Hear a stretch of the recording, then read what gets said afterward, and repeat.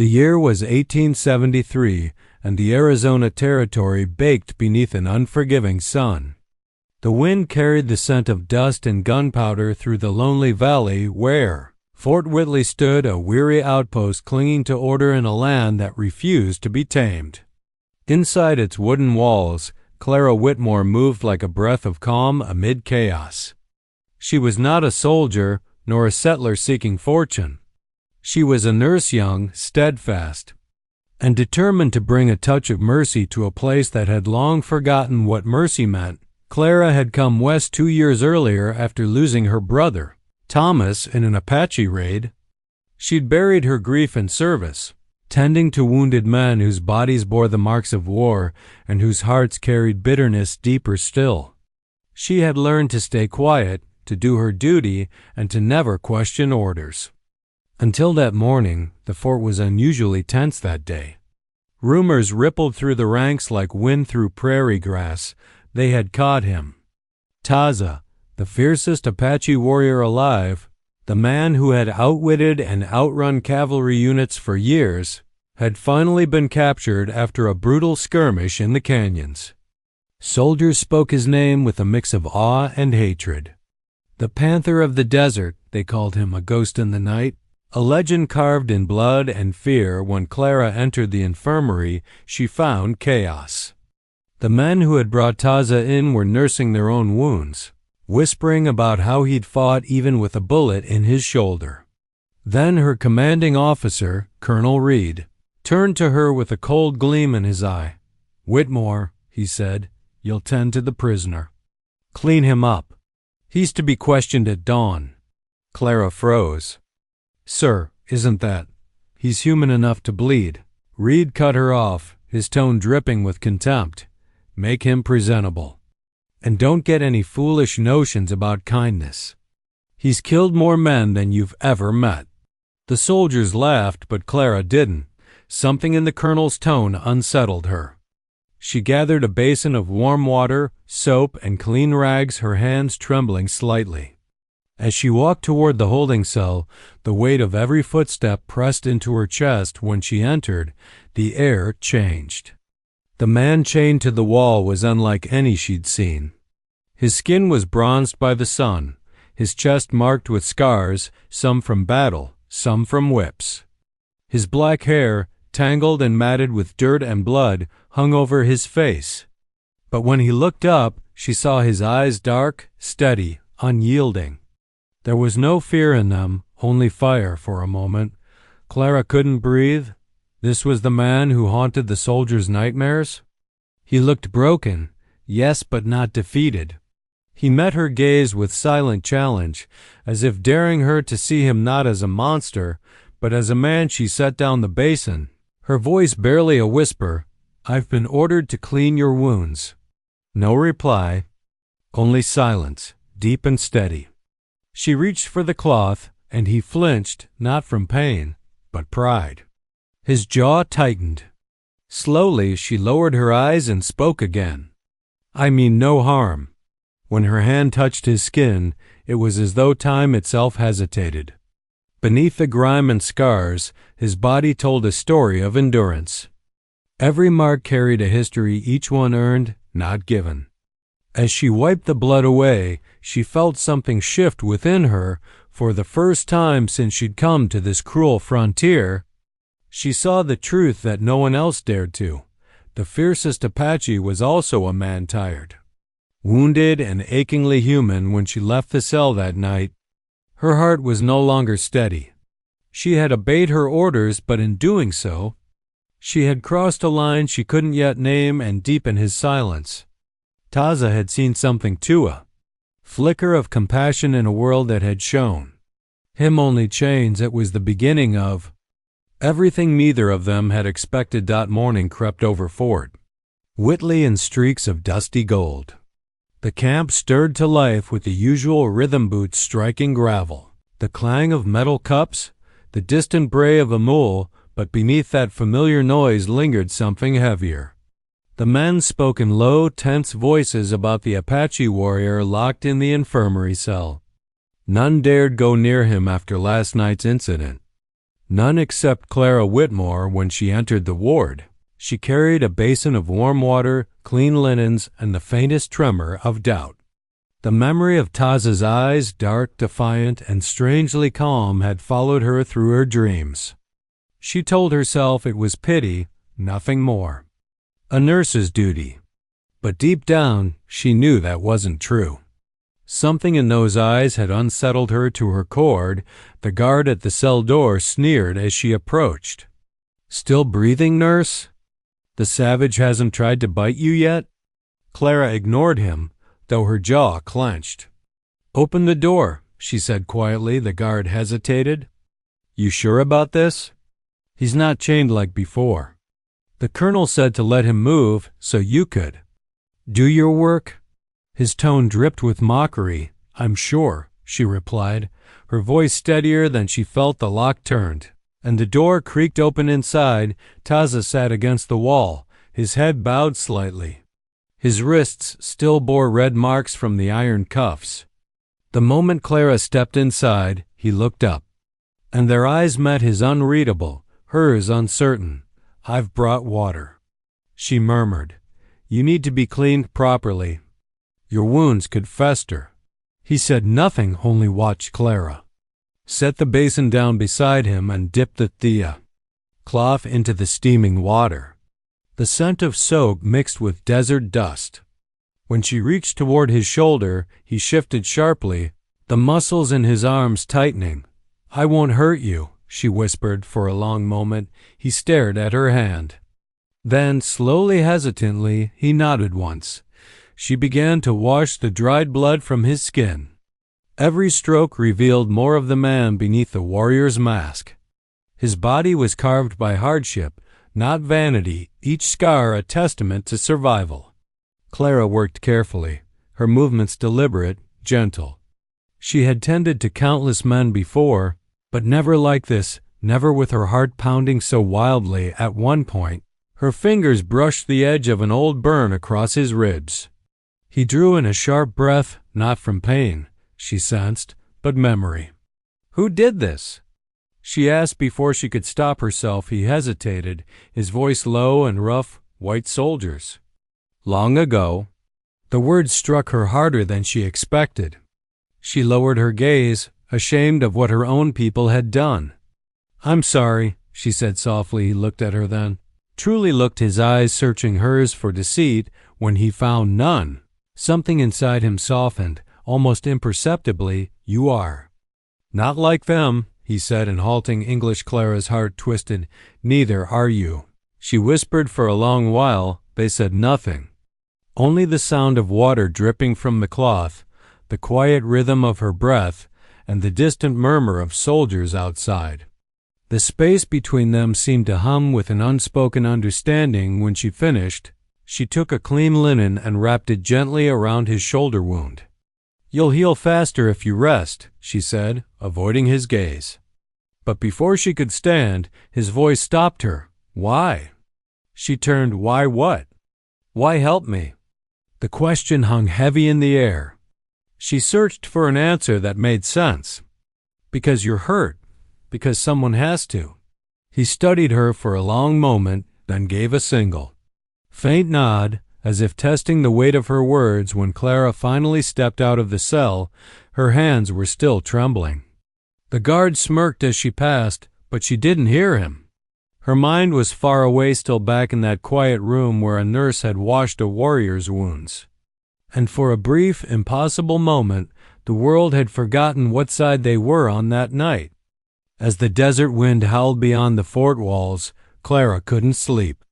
Every time she closed her eyes, she saw his face, stoic, scarred, and utterly human. She didn't know it yet, but something had begun to change in both of them. The bathing had cleansed more than blood and dirt. It had begun to wash away the lies that had kept them enemies. 3 days passed since Clara Whitmore had bathed the fiercest Apache warrior, and the fort had not been the same since. Whispers followed her wherever she went, soldiers muttering about how she lingered too long in the prisoner's cell, how she looked at him like a man instead of a beast. She ignored them outwardly, but each word struck deep. Still, no ridicule could keep her from returning every morning. She carried a basin of fresh water and a small bundle of herbs and bandages to Taza's cell. Each morning, the guards gave her the same look of disbelief.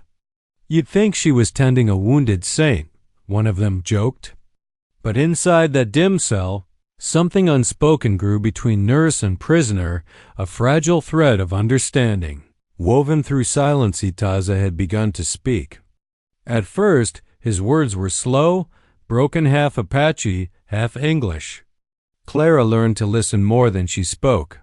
He told her about his tribe, the Chiricahua, and the raids that had torn his people from their land. He told her of soldiers who burned villages, of treaties signed and broken. He never asked for pity. He spoke with pride, with a sadness that sat heavy in his voice, and with a truth Clara had never been allowed to hear. "You think me killer," he said one afternoon as she changed his bandage. His gaze was steady, not accusing. Clara hesitated. "That's what they say," she admitted softly. He nodded. "They kill my people, they take land, then they call me savage." His eyes met hers, dark, calm, unflinching. "Who is savage, then?" The question sank into her like a blade. For years, she'd accepted the Army's version of right and wrong, of civilization and savagery. But now, looking into Taza's eyes, she wasn't sure which was which anymore in the evenings. She would return to her small quarters and write in her journal careful, hidden words that no one could ever read. "He is not what they say. There is a quiet strength in him. I fear it, and I am drawn to it." The next morning, Colonel Reed summoned her to his office. The walls smelled of tobacco and dust. He looked at her with suspicion. "I've been hearing talk, Miss Whitmore," he said slowly. "You've spent more time with that Apache than is proper. You're there for medical purposes only. Nothing else, understood?" "Yes, sir," Clara replied. Her voice calm, though her pulse quickened. The colonel leaned forward, lowering his tone. "Men like him don't deserve your kindness. He'd slit your throat if given the chance. Don't mistake his silence for soul." Clara said nothing, but as she left the office, her hands trembled with anger. The world she had believed in, the order of good men and evil savages, was unraveling before her eyes that evening. When she entered the cell again, she found Taza sitting cross-legged, his expression unreadable. "You are angry," he said simply. She managed a tired smile. "How can you tell?" "Your eyes," he said. "They speak loud." She sat beside him, lowering her voice. "My commanding officer doesn't want me helping you anymore." Taza's jaw tightened. "He fears what you see." "And what do I see?" He looked at her for a long moment before answering. "Truth." The word hung in the air like smoke. Clara lowered her head, her heart thudding painfully. She wanted to deny it, but she couldn't. The truth was this: she no longer saw an enemy. She saw a man who had lost everything and yet carried himself with quiet dignity. She saw courage, not cruelty, humanity, not hate.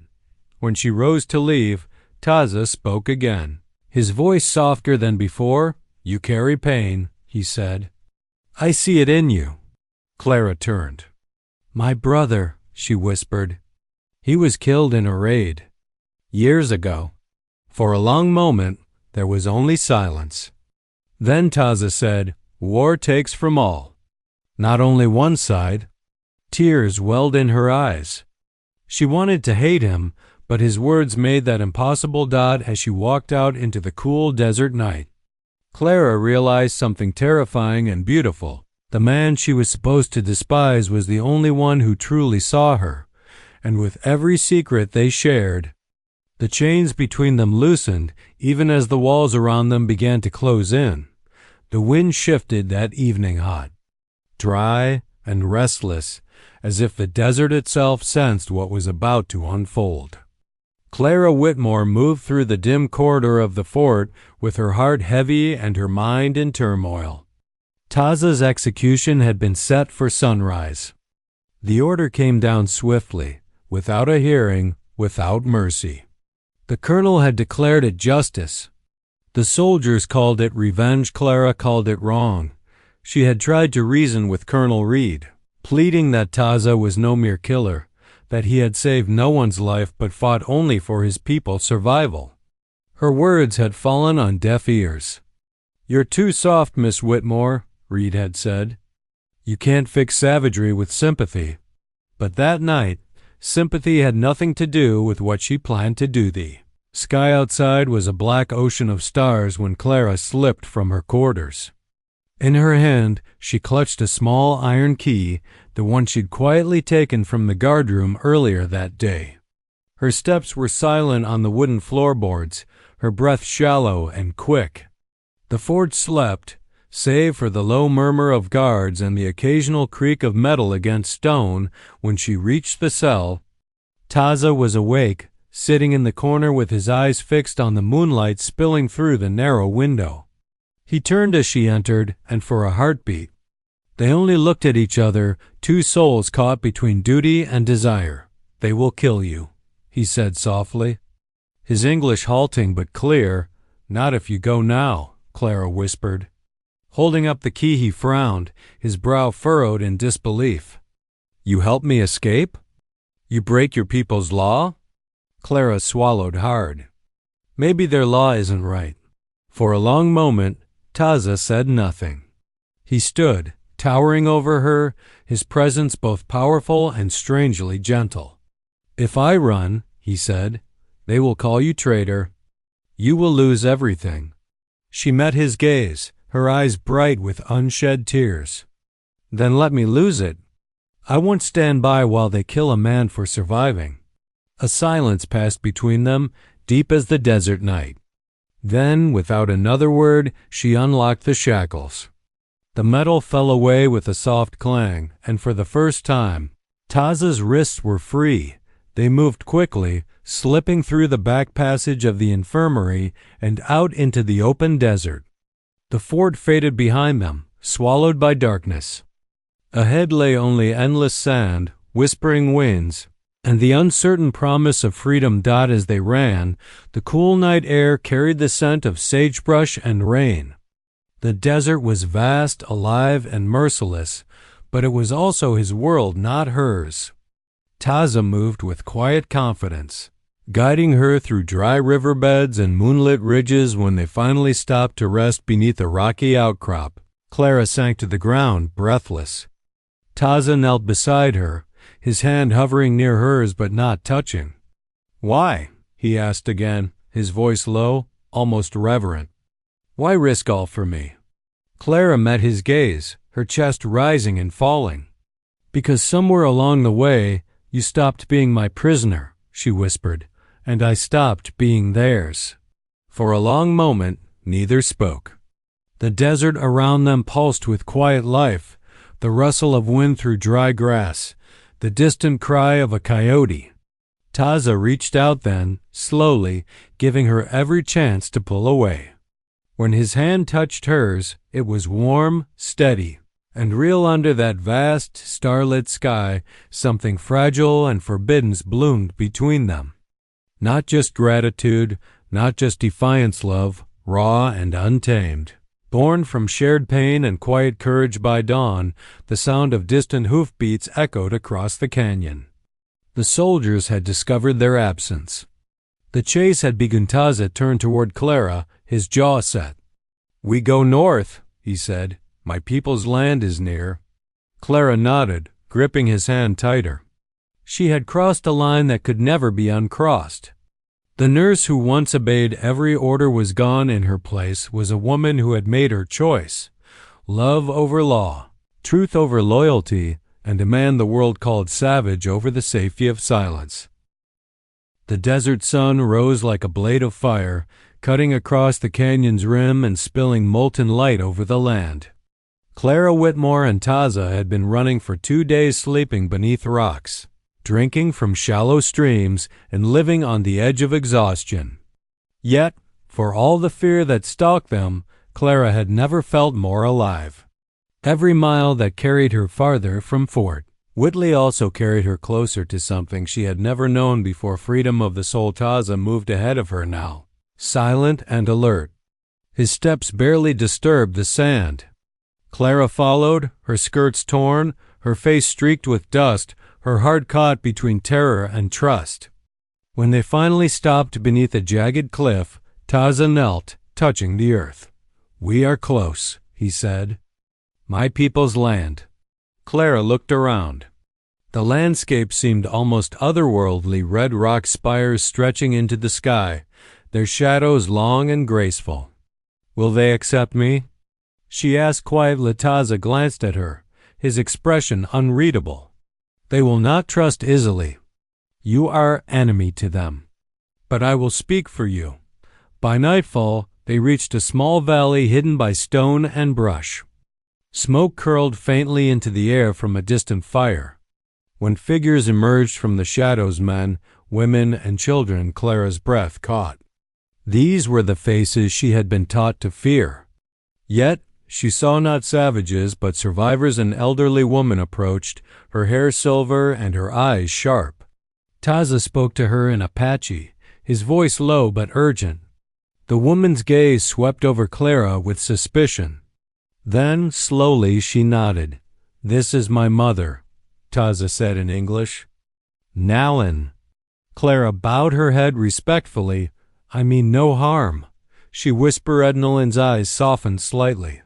She gestured for them to sit. Food was brought: corn cakes, roasted meat, and water drawn from a nearby spring. Clara ate little, watching as the tribe gathered, whispering to one another. She could feel their grief, their fear, their resilience that night. By the firelight, Taza told his people what had happened, how he had been captured, and how the white woman had freed him. Some murmured in disbelief. Others glared.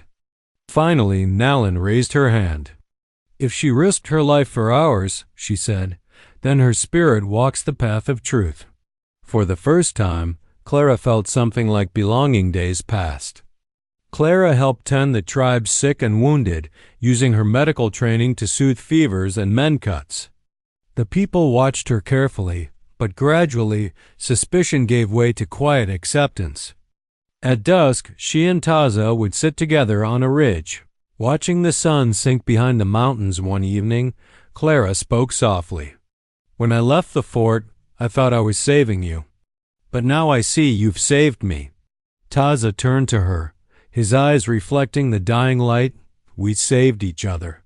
She smiled faintly, the warmth of the fire flickering between them. He reached out, brushing a strand of hair from her face. The touch lingered. There were no words after that, only the closeness of two souls who had found peace, if only for a moment. In a world that wanted them apart, but peace is never without a price. At dawn 2 days later, the sound of horses shattered the silence. The army had found them. The tribe scattered, children and elders fleeing into the canyons. Taza stood tall, his expression calm, resolute. "They will kill your people if you run," Clara said, panic in her voice. He turned to her. "Then I stay." "No," she whispered, clutching his arm. "They'll." He silenced her with a touch to her cheek. "You gave me life, now I give it back."